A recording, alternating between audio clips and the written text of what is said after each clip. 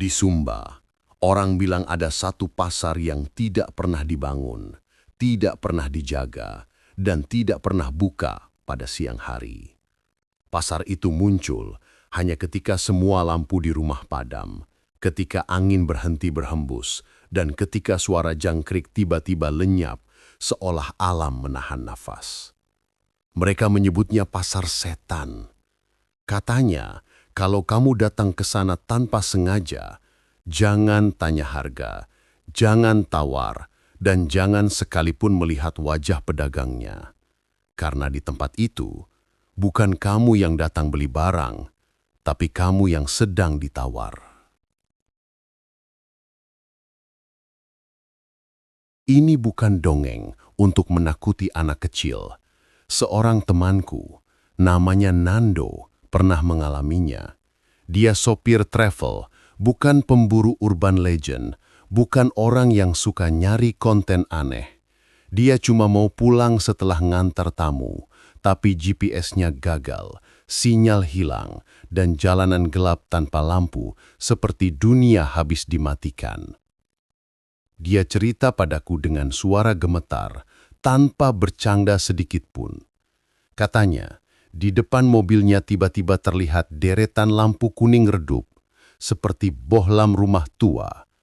Dari kejauhan terdengar suara orang-orang bercakap pelan, suara kain gesek, suara ayam, seolah ada pasar malam dadakan di tengah padang rumput. Tapi yang bikin dia yakin bukan pasar biasa adalah satu hal. Begitu mereka turun dari mobil, semua pedagang berhenti bercakap. Tidak ada yang menoleh, tidak ada yang menyambut. Mereka hanya menunduk, seakan sudah tahu siapa yang datang.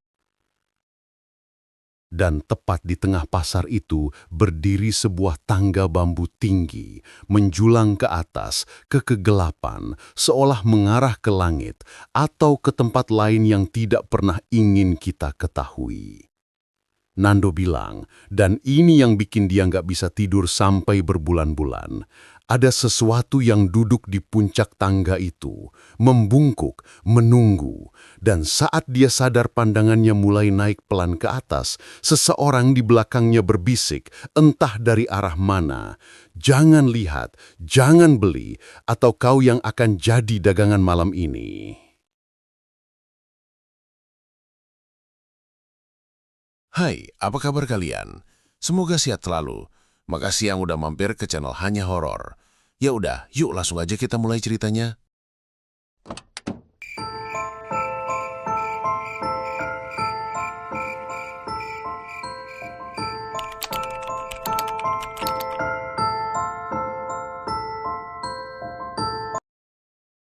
Musim kering di Sumba itu beda. Anginnya panas, kering, dan selalu membawa serpihan tanah yang berubah jadi debu begitu diinjak. Jalan kampungnya sempit, penuh batu tajam. Kadang belokannya nggak masuk akal, sampai GPS pun sering menyerah. Nando sudah biasa mengantar turis ke tempat aneh, tapi perjalanan kali ini beda rasanya. Dia mengantar Leo dan Mei, pasangan muda dari Jakarta yang nekat mengejar foto sunset Sabana, yang katanya bisa bikin feed Instagram mereka meledak. Mereka orang-orang kota yang percaya bahwa semua tempat bisa ditaklukkan kamera selama cahaya bagus dan angle tepat. Nando cuma ketawa waktu mereka bilang begitu, karena dia tahu ada spot di Sumba yang gak suka dipotret. Selesai sesi foto, matahari belum benar-benar hilang, tapi langit mendadak jatuh jadi gelap, seolah ada tangan besar yang menutup langit dengan kain hitam. Mei sempat bilang, kok cepat banget ya? Tapi Nando tidak menjawab. Di Sumba, malam bisa datang tanpa peringatan, seperti tamu yang mengetuk pintu lalu langsung duduk di dalam rumah tanpa ditanya. Sinyal hilang sejak mereka turun dari bukit terakhir dan bensin tinggal setengah. Jarak ke kota paling cepat 2 jam kalau jalan bersahabat, tapi di depan mereka hanya ada padang luas yang sunyi seperti dunia belum dihuni manusia. Nando sempat menenangkan diri, bilang dalam hati, paling muter dikit, nanti ketemu warung atau bengkel kecil. Jam 10 lewat sedikit, mereka belum menemukan apapun selain gelap. Mobil mereka terus melaju perlahan, tapi makin maju, udara malah semakin dingin. Padahal siang tadi, cuaca panas sampai kulit terasa perih bila disentuh angin. Leo mulai menggerutu, katanya ini kampung macam apa? Sudah malam begini tidak ada lampu jalan, tidak ada rumah. Mei duduk sambil memeluk jaketnya, wajahnya pucat. Padahal tadi sore dia begitu semangat berlari ke bukit demi mendapatkan angle foto yang katanya sinematik. Nando mulai merasa ada yang salah. Dia sudah hafal jalan-jalan di area ini, tapi kali ini seperti ada belokan baru, seolah angka GPS berubah tapi arah jalan tetap diam. Saat itu terdengar denting kecil, seperti suara logam dipukul pelan. Lalu samar-samar muncul suara ramai, orang bercakap-cakap, barang bergesekan. Sesekali seperti ada gong kecil yang dipukul entah di mana. Nando refleks mengurangi gas. Cahaya kuning redup mulai muncul dari kejauhan, seperti lampu bohlam tua yang menggantung di atas lapak. Semakin mereka mendekat, cahaya itu makin banyak, muncul satu persatu, seolah ada tangan-tangan tak terlihat yang menyalakan lampu dari jauh. Nando tidak tahu kenapa, tapi punggungnya mulai merasa dingin. Leo langsung berseru, "Bro, ini pasar malam lokal. Wih, konten!" Mei cepat mengambil HP-nya, menekan tombol rekam, wajahnya sedikit lega seperti menemukan peradaban. Mobil berhenti beberapa meter dari keramaian itu. Di depan mereka benar-benar ada pasar. Jajaran tenda kain kusam, tiang bambu, lapak kayu tua yang tampak dibangun asal tapi kokoh. Ada ibu-ibu dengan keranjang penuh daun hijau yang aromanya menyengat. Ada seorang bapak tua duduk pelan sambil mengelus ayam hitam besar di pangkuan, bulunya mengkilap seolah baru disiram. Ada penjual dengan rak-rak gantung yang isinya benda aneh, seperti topeng kayu, gelang tulang, dan botol kecil berisi cairan hitam. Pasar itu tampak padat, tapi tidak berisik. Suara orang bercakap-cakap terdengar seperti dengungan lebah, tidak jelas satupun kalimat. Dan di tengah pasar itu berdiri sebuah tangga bambu tinggi, tidak ada tujuan jelas, mengarah ke atas, menembus kegelapan malam seperti jembatan menuju langit yang belum dibuka. Leo langsung turun dengan kamera siap di tangan. "Gila, ini asli, konten banget," katanya sambil tertawa. Mei merekam dari sudut yang berbeda, sesekali memutar badan untuk mengambil gambar suasana. Nando masih duduk di kursi sopir, memegang setir, jari-jarinya kaku, seolah ada magnet tak terlihat yang menahannya. Dalam hatinya muncul suara kecil. Ini bukan pasar biasa. Tapi Leo sudah terlalu bersemangat. Dia melambai ke Nando. "Bro, turun dulu. Kita beli snack atau apa kek, biar bisa ngobrol sama warga." Nando akhirnya turun. Tapi baru 2 langkah keluar mobil, dia langsung merasa sesuatu yang dingin menelusup masuk dari telapak kakinya. Seperti berjalan di atas tanah yang baru saja dibasahi sesuatu. Bukan air hujan, bukan air sumur, tapi sesuatu yang lebih berat dan lebih bau. Begitu mereka bertiga benar-benar berdiri di antara tenda, seluruh suara hilang. Para penjual berhenti bicara. Tidak ada satupun yang menoleh, tidak ada yang menyambut. Mereka semua menunduk. Wajah-wajah yang tadi samar terlihat seperti tenggelam dalam bayangan. Nando sempat berusaha melihat mata seorang ibu penjual daun, tapi dia tidak bisa. Mata itu seperti tertutup rambut, atau mungkin tidak ada.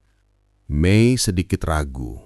Dia menurunkan HP-nya dan menatap suasana pasar yang hening. Leo masih mencoba mencari angle, tapi langkahnya terhenti ketika angin mendadak hilang. Bukan berhenti pelan, tapi seperti seseorang menutup pintu besar di ujung dunia. Tidak ada daun bergerak, tidak ada kain tenda berayun, tidak ada suara jangkrik, hanya ada bau. Nando mengenali bau itu. Bukan bau makanan, bukan bau keringat, tapi bau tanah basah yang baru digali.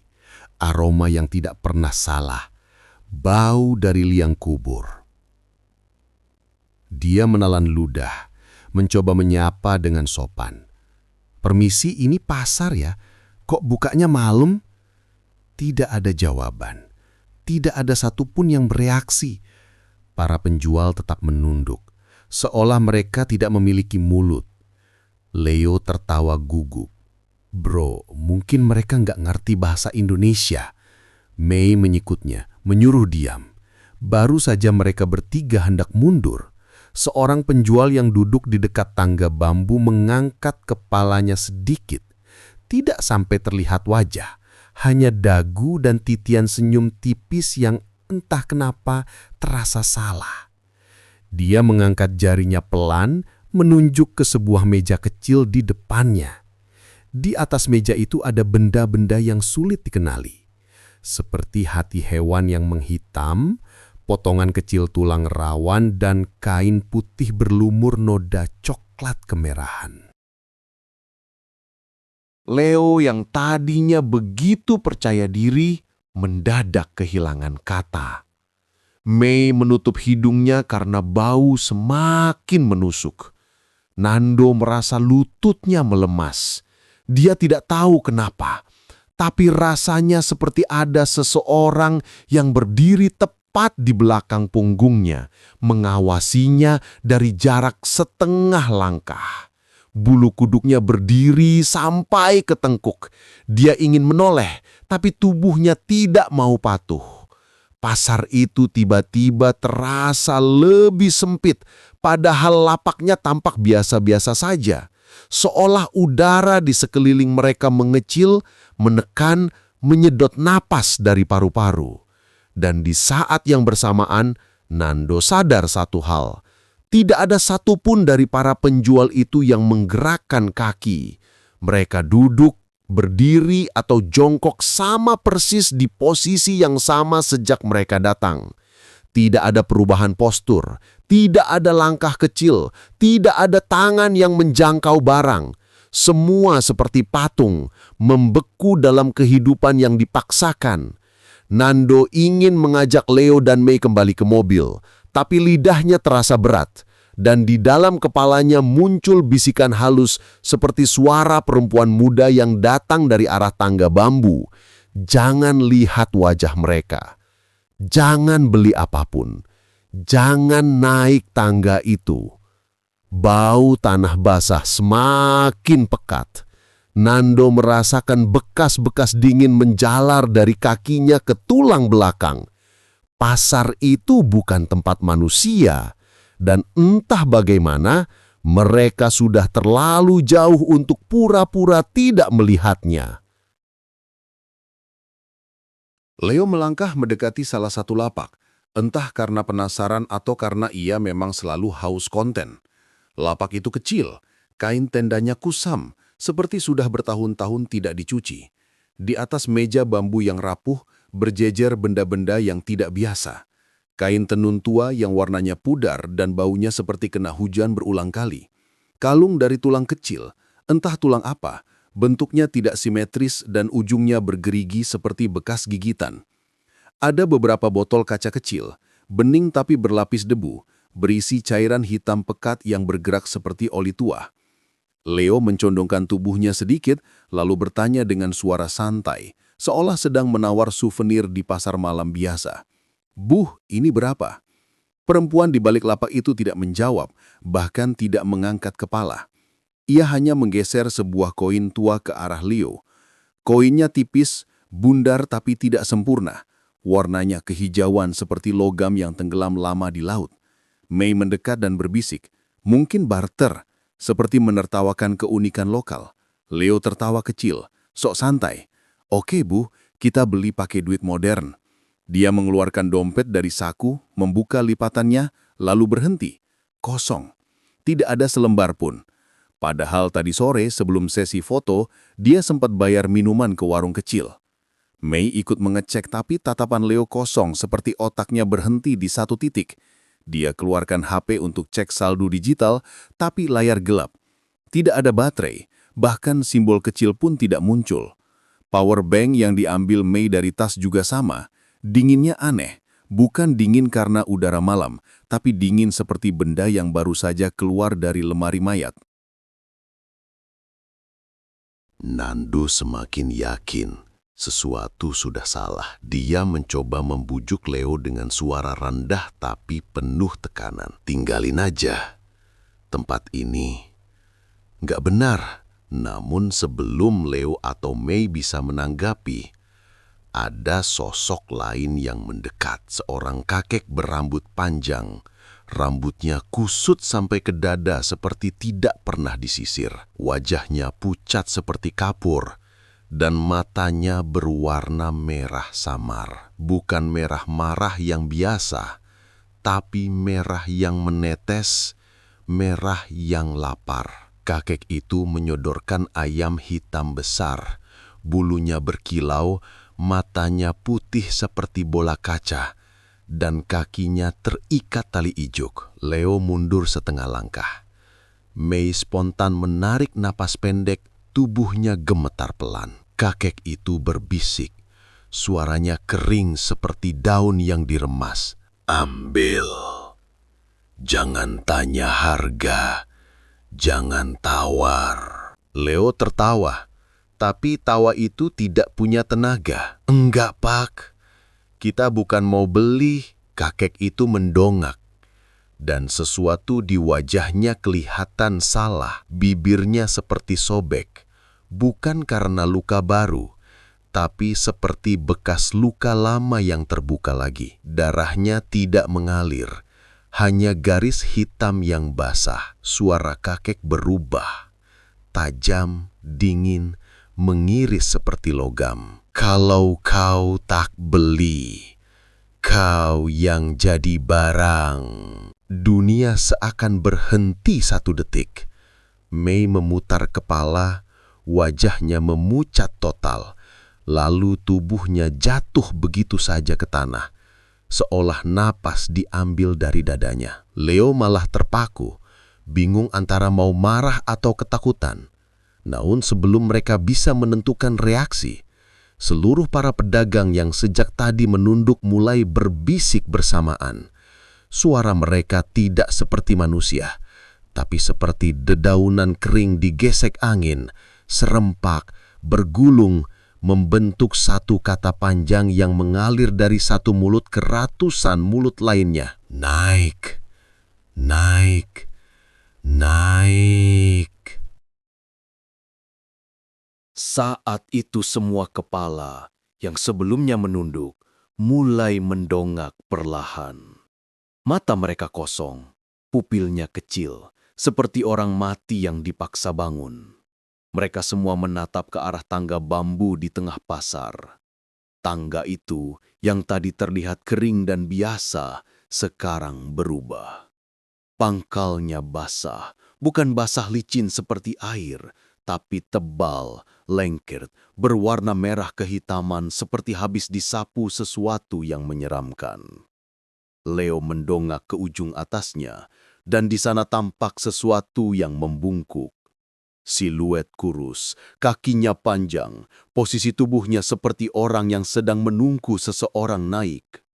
Siluet itu tidak bergerak, tapi kepalanya miring sedikit ke samping, seolah memanggil. Mei yang pingsan tiba-tiba seperti hidup kembali, tapi bukan dengan cara wajar. Tangannya bergerak sendiri, kaku, seperti boneka tali, dan tubuhnya mulai terseret perlahan ke arah tangga. Nando langsung meraih bahunya, menarik kuat-kuat sambil gemetar. Leo ikut membantu, tapi mereka berdua kesulitan karena tubuh Mei dingin, berat, seperti bukan manusia, tapi benda. Bau busuk tiba-tiba memenuhi udara, menusuk hidung hingga mata berair. Bau itu bukan bau bangkai hewan, tapi bau khas kamar mayat yang belum dibersihkan. Aroma yang menempel di tenggorokan dan tidak bisa diusir.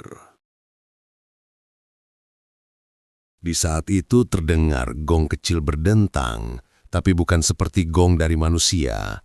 Dentingannya seperti berasal dari jauh di dalam tanah, memantul lalu naik ke permukaan. Bersamaan dengan itu terdengar napas berat, napas yang tidak keluar dari satu tubuh, tapi puluhan. Semua pedagang yang tadi diam mendadak bergerak bersamaan. Bukan tanah yang bergetar, tapi tubuh-tubuh mereka. Kepala mereka berulang kali terangguk ke arah tangga. Bibir mereka sobek menampilkan gigi yang tidak lengkap. Nando memeluk tubuh Mei erat, memaksanya tetap berdiri. Leo akhirnya menjerit, matanya liar mencari jalan keluar. Seluruh lapak tampak bergeser sedikit, seperti pasar hidup yang ingin menelan mereka. Kakek berambut panjang masih berdiri di sisi mereka. Ayam hitamnya mendesis pelan, suaranya seperti manusia yang kesakitan. Kakek itu tersenyum tanpa bibir, memperlihatkan gigi yang lebih banyak daripada seharusnya. Lalu menunjuk lagi ke tangga. Suara para pedagang semakin keras, seperti angin ribut yang masuk lewat jendela tua. Naik, naik, naik. Nando tidak tahu dari mana tenaga itu datang. Dia menarik Mei, Leo ikut mendorong, dan suara Nando meledak. Tidak lagi sopan, tidak lagi tenang. Lari!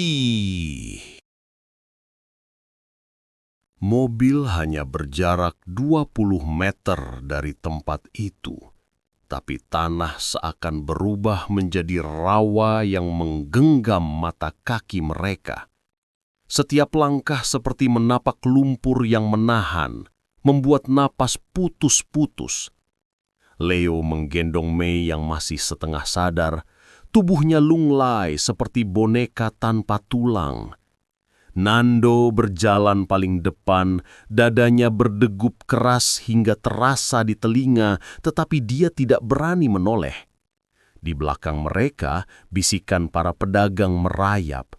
Tidak lantang, tapi jelas seperti suara jarum menggores kaca. Harga, harga, harga tubuh. Kata-kata itu tidak diucapkan satu orang saja.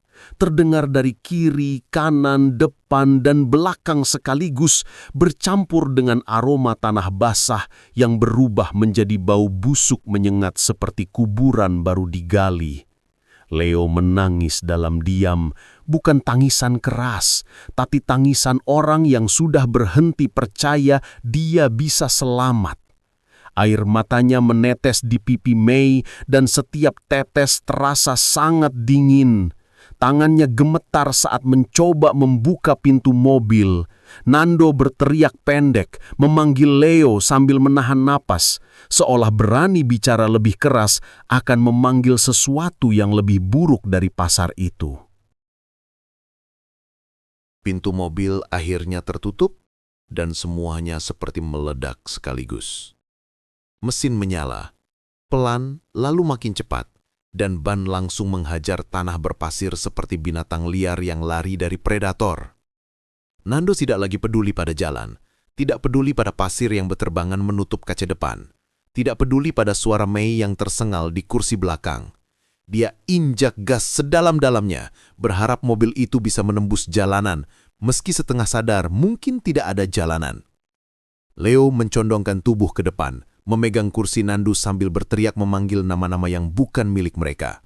Mungkin nama orang yang tidak ada di situ, mungkin nama orang yang belum lahir. Tapi saat mobil mulai menjauh, sesuatu yang tidak masuk akal terjadi. Bayangan pasar dengan lampu kuning remangnya muncul lagi di depan mereka. Bukan di sisi jauh, bukan samar-samar, tapi jelas, seperti mereka tidak pernah pergi sama sekali. Nando mengedip, lalu menginjak rem. Tapi lampu-lampu itu langsung hilang, hanya untuk muncul lagi di belakang mereka. Leo memaki sambil menutup mata. Mei kembali muntah tanpa sadar, cairannya hitam seperti cairan dari botol-botol di lapak tadi.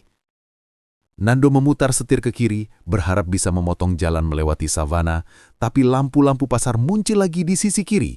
Seakan-akan pasar itu bukan berada di satu tempat, tetapi berada dimanapun mata mereka mengarah.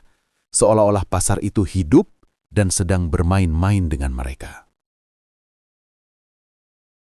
Perlahan, Nando ingat satu pesan dari sopir lokal yang pernah duduk bersamanya minum tuak di pinggir pelabuhan Waikelo. Pesan yang dulu hanya ia tertawakan karena terdengar seperti lelucon turis mabuk. Kalau kau lihat pasar di Padang, jangan beli, jangan lihat, jangan berhenti. Saat itu Nando hanya mengangguk, karena sopir itu sudah mabuk dan bau arak kelapa terasa seperti bensin basi. Tapi kini, kalimat itu muncul di kepala seperti tato yang menempel di dalam tengkoraknya. Dan dia mengikuti pesan itu secara buta. Ia menekan gas lagi, kali ini lebih brutal, membuat mobil meloncat-loncat di jalanan berpasir dan menghantam batu kecil hingga suspensi memekik seperti tulang retak. Leo menutup telinga Mei sambil komat kamit doa, bukan doa yang rapi atau fasih, tapi doa orang yang hanya ingin hidup 5 menit lebih lama. Waktu tidak berjalan seperti biasa. Rasanya jam terhenti. Tidak ada GPS, tidak ada sinyal, dan peta online pun tidak muncul karena layar HP Leo gelap total sejak lapak pertama. Hanya ada suara mesin memekik, nafas ketakutan, dan lampu-lampu pasar yang seperti menempel di retina mereka. Setiap kali lampu itu terlihat, mereka bisa mendengar suara gong kecil dari kejauhan, seperti seseorang menekan tombol untuk memulai permainan baru. Bahkan angin pun terasa berubah, bukan lagi panas seperti siang tadi, tapi dingin, tipis, dan basah seperti embun di atas batu nisan. Nando tidak merasakan tubuhnya lagi, hanya kemudi di tangannya, gas di bawah kaki, dan jantungnya yang memukul bordir jok mobil. Tiba-tiba, di tengah semua kekacauan itu, sebuah gapura desa muncul jauh di depan mereka. Lampunya kuning biasa, bukan remang. Bentuknya simpel, kayu berat, dan ukiran kasar. Di sekitar gapura ada rumah-rumah kecil, suara ayam berkokok samar, dan bau asap dapur yang hangat. Bau kayu terbakar, bawang, dan nasi. Hidup normal, seolah dunia yang tadi mengejar mereka bukan bagian dari Sumba ini. Begitu mobil melewati gapura itu, seluruh cahaya pasar padam bersamaan. Tidak redup, tapi padam seperti saklar ditekan. Tidak ada suara gong, tidak ada bisikan, tidak ada pedagang. Tidak ada apa-apa selain malam yang dingin dan desa yang sepi. Mereka berhenti di rumah warga terdekat. Pintu ditabrak berkali-kali sebelum akhirnya seorang lelaki paruh baya membukanya. Nando minta bantuan, suara tercekat di tenggorokan. Mei masih pingsan, menggigil dengan mata setengah terbuka. Leo histeris, bilang ada sesuatu yang mengejar mereka dari langit. Orang kampung bergegas keluar, membawa air dan selimut. Tapi ketika Nando mulai menceritakan apa yang terjadi, wajah mereka berubah pucat. Bukan pucat karena takut mendengar cerita menyeramkan, tapi pucat seperti seseorang yang baru mendengar kabar bencana. Salah satu nenek tua paling tua di antara mereka berjalan pelan, langkahnya pendek dan gemetar, membawa kain tenun kecil di pundaknya. Dia mendekat pada mereka dan berbisik. Suaranya parau, seperti pasir digesek angin. Kalian belum bayar. Tidak ada yang mengerti maksudnya, hingga dia mengeluarkan sebuah koin tua dari lipatan kain tenun. Bentuknya sama persis seperti koin yang digeser perempuan di lapak pertama. Warnanya bukan emas, bukan perak, tapi semacam kuning debu yang terasa lebih tua dari desa itu sendiri. Dengan tangan gemetar, sang nenek menaruh koin itu di tanah, lalu mengambil 3 batu kecil dan menutupinya satu persatu. Ia melakukannya perlahan, seolah-olah batu-batu itu mewakili sesuatu yang tidak boleh disentuh manusia. Setelah selesai, dia tidak menoleh pada mereka, tidak menatap mata siapapun, hanya berbisik pelan, "Kembalikan harga, biar mereka pergi." Angin tiba-tiba berhenti. Cangkrik yang tadi ribut mendadak sunyi. Udara terasa kosong, seperti dunia menahan nafas. Nando memejamkan mata tanpa alasan jelas.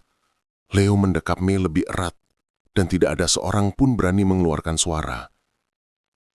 Beberapa menit berlalu, atau mungkin hanya detik panjang yang terasa seperti jam, lalu perlahan atmosfer berat itu menghilang. Tidak ada lagi tekanan di dada mereka, tidak ada lagi bisikan di telinga. Pasar yang tadi mengepung mereka menghilang, tanpa jejak, tanpa bau tanah basah, tanpa suara gong, seperti tidak pernah ada. Namun Leo tidak kembali seperti semula. 3 hari setelah kejadian itu, matanya tetap kosong. Ia duduk di rumah homestay kecil di kota, menatap satu titik di langit-langit. Ketika Nando akhirnya memaksanya bicara, Leo hanya mengatakan satu hal dengan suara pelan. Matanya tak berkedip. Dia bilang, di ujung tangga bambu saat semua orang berbisik meminta mereka naik, ada seseorang berdiri menunggu. Sosok itu tidak menyerupai pedagang, tidak menyerupai kakek lapak, tidak menyerupai bayangan gaib. Sosok itu adalah dirinya sendiri. Leo berdiri di atas tangga, lebih kurus, lebih tua, dan tersenyum. Dan lelaki di atas itu tidak pernah menurunkan pandangannya dari Leo yang sekarang, bahkan setelah mereka lari. Sosok itu masih menunggu. Orang bilang, pasar itu cuma muncul buat mereka yang tersesat. Bukan karena salah jalan, tapi karena hatinya kosong. Ada satu pantangan yang semua orang setempat pegang teguh. Kalau kau lihat pasar saat dunia sedang tidur, cari jalan pulang, atau kau yang akan dijual. Ya, sampai sini dulu cerita kita kali ini. Share video ini ke teman-teman kalian kalau kalian suka cerita ini. Jangan lupa klik like dan subscribe channel Hanya Horor. Assalamualaikum warahmatullahi wabarakatuh. Hanya Horor pamit, sampai jumpa di cerita selanjutnya.